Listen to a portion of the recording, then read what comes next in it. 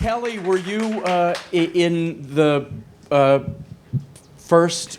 You didn't go to those two meetings, right? Those two midnight things. Yes, I did. Oh, you did? I did. Okay. Tony called me. And then he did say Michael was going to come, and I actually, that made me hesitate. I thought, only because I knew Michael always took over everything, and I thought, well, you know, because the concept was when Tony called, and Tony Michon, Tony Stevenson, Michon Peacock, was that they were going to form like a little theatrical company where you could change roles. You could be, like I was always really interested in lighting.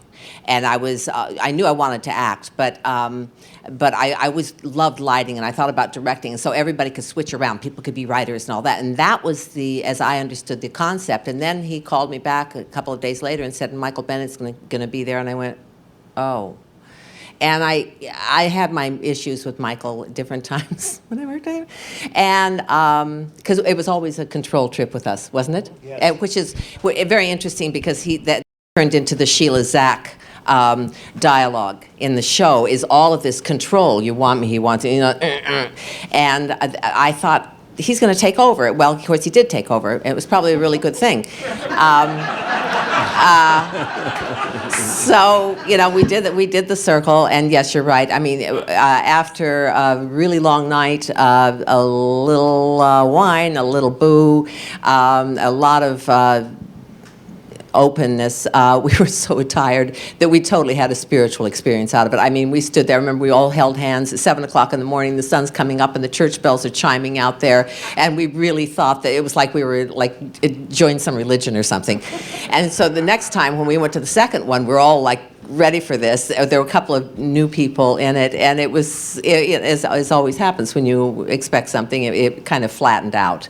I mean, we got some more stories, and a couple of people joined us. Were kind of looking at us like, well, what are they all talking about? Because we had this very special thing that night. It was really quite remarkable.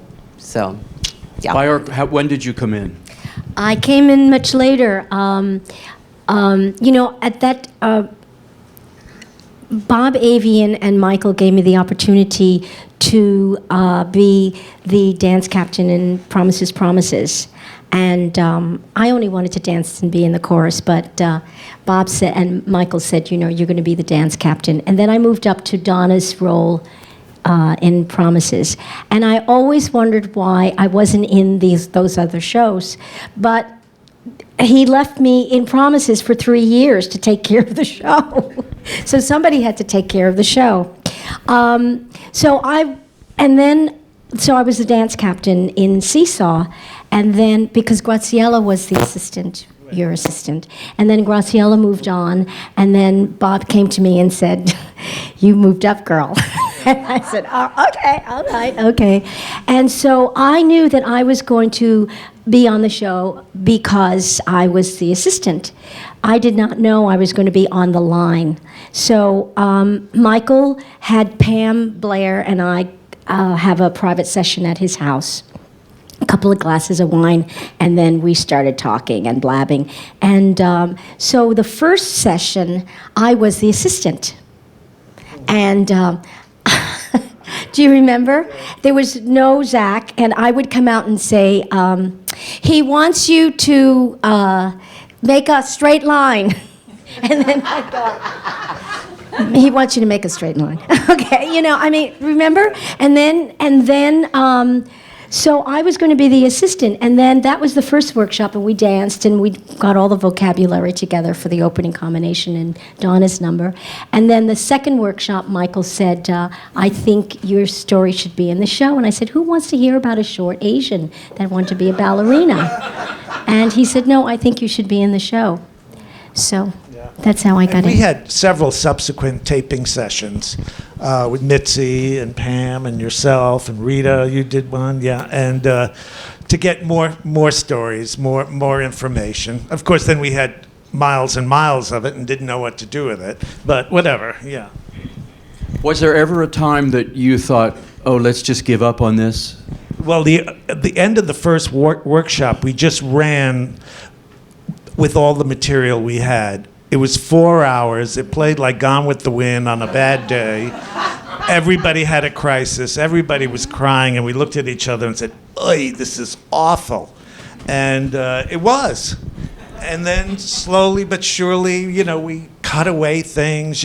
I think one of my favorite moments from one of the old workshops was when Priscilla was up doing her number or her information, and Donna and Kelly were sitting next to each other, and they would have a scene about, God, she talks so much. And, those were times when actors were commenting on other actors, one of the versions we went through it.